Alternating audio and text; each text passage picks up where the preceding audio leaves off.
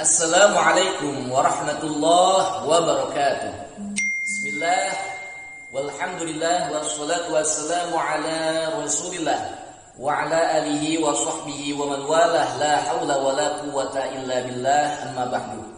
Sahabat, para pecinta dakwah Islam dimanapun Anda berada, dan para pecinta channel Lekenan Lakonan yang selalu setia untuk menyaksikan tayangan kami sepanjang bulan suci Ramadan ini. Alhamdulillah, kita memasuki daripada tanggal atau hari ke-7 bulan suci Ramadan. Sudah genap 1 minggu kita berpuasa. Alhamdulillah. Mudah-mudahan puasa kita oleh Allah Subhanahu wa taala diterima dan menjadi keberkahan dalam kehidupan kita sehari-hari. Amin ya Allah ya rabbal alamin.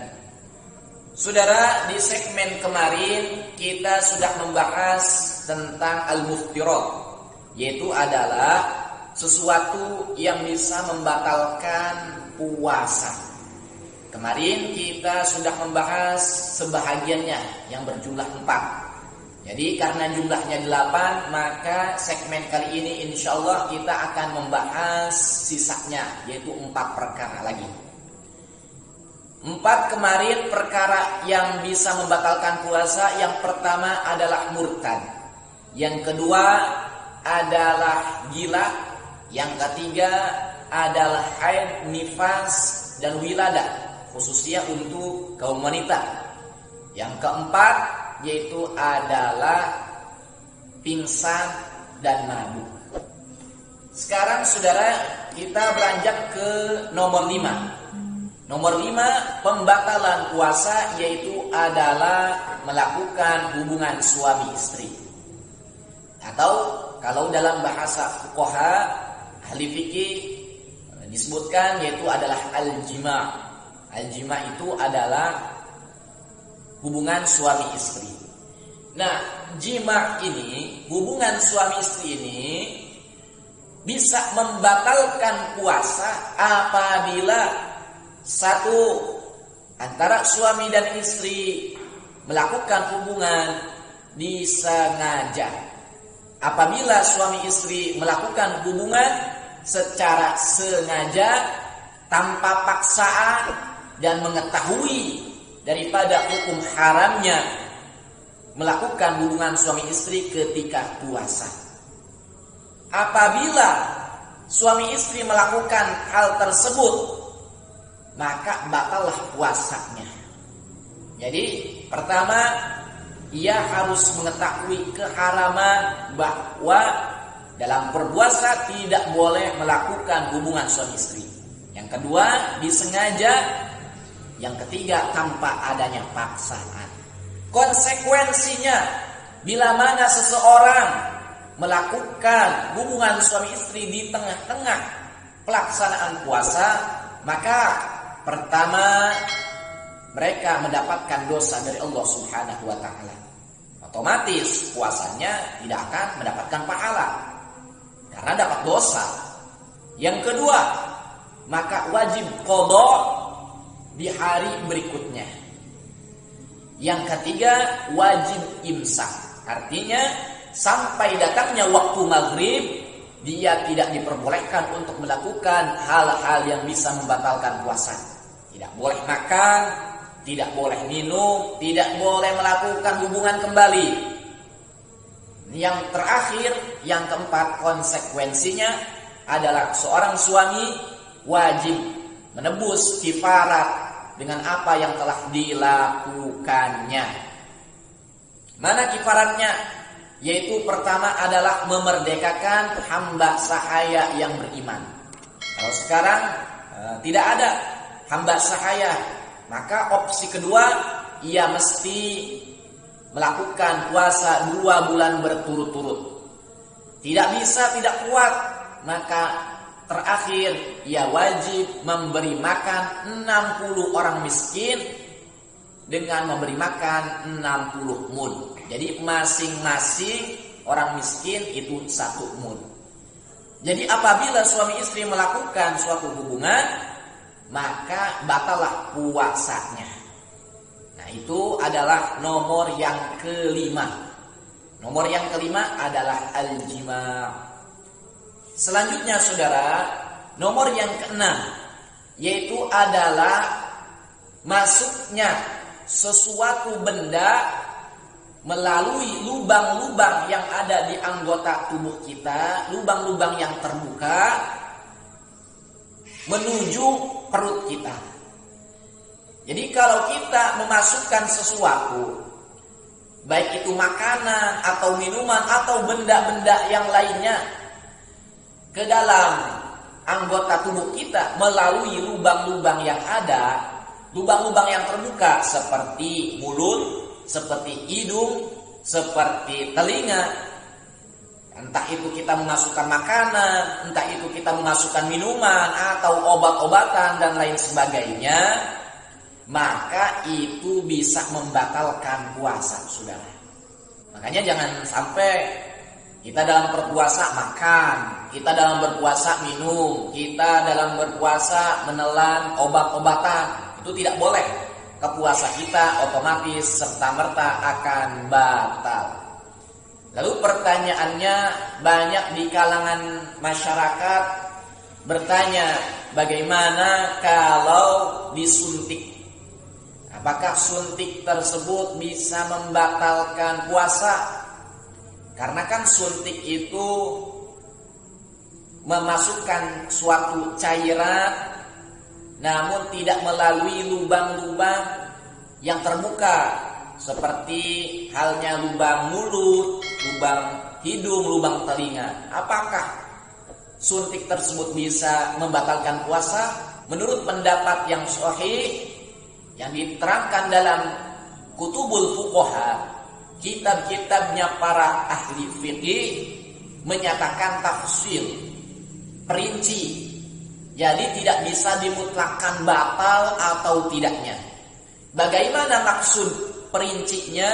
Pertama, apabila cairan suntikan tersebut digunakan sebagai pengganti daripada makanan pokok, karena sakit, makanan-makanan tidak bisa masuk dalam anggota tubuh kita kecuali dengan memasukkannya dengan cara disuntik, maka itu batolat saumu, puasanya menjadi batal. Kalau hanya sebatas bukan pengganti daripada makanan pokok, hanya sebatas cairan semata, maka itu pula ada tafsilnya kembali. Bagaimana tafsilnya? Apabila suntik tersebut melalui urat, maka puasanya batal. Jadi kalau suntik melalui urat, dalam bagian-bagian urat yang ada dalam tubuh kita, maka itu puasanya batal.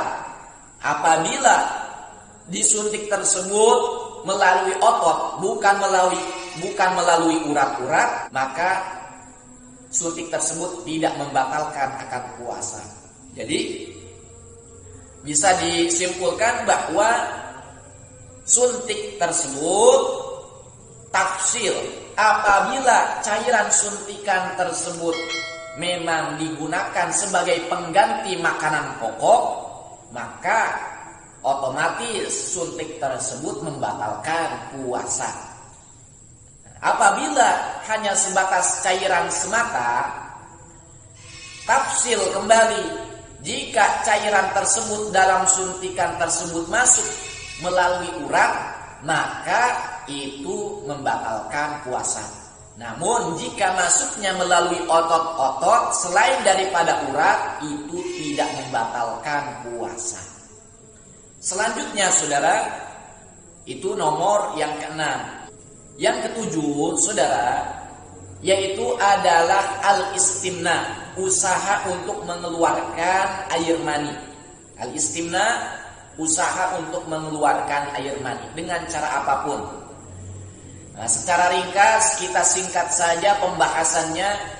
Apabila ada usaha dari kita untuk mengeluarkan air mani dengan cara apapun, entah itu dengan cara melihat hal-hal yang tidak baik, entah itu dengan cara usaha melalui tangan kita atau tangan istri kita, atau kita menghayal suatu hal-hal yang tidak selayaknya untuk dipikirkan, maka seketika itu puasa kita batal. Atau kita melakukan suatu sentuhan terhadap istri kita dengan tidak adanya penghalang antara kulit kita dan kulit istri kita, keluarlah air mani, maka itu puasa kita batal. Nah, apabila kita tidak ada usaha untuk mengeluarkan daripada air mani, kita tidak memikirkan hal-hal yang tidak selayaknya untuk dipikirkan, kita tidak melakukan suatu usaha untuk mengeluarkan air mani kita, seketika air mani kita keluar, maka itu tidak batal puasa kita, saudara. Artinya kita tetap wajib untuk mandi besar, namun puasa kita tetap lanjutkan. Itu adalah nomor yang ketujuh. Yang kedelapan, yang terakhir saudara, yaitu adalah al-istisqa, yaitu usaha untuk mengeluarkan makanan-makanan yang sudah masuk dalam tenggorokan kita, atau yang disebut dengan muntah. Nah, muntah ini bisa membatalkan puasa dengan syarat apabila ada kesengajaan dalam usaha tersebut. Jadi kita menyengaja ingin mengeluarkan makanan yang sudah tadi masuk dalam mulut kita, sudah masuk dalam tenggorokan kita, maka ketika kita puasa, kita melakukan hal tersebut, puasa kita batal.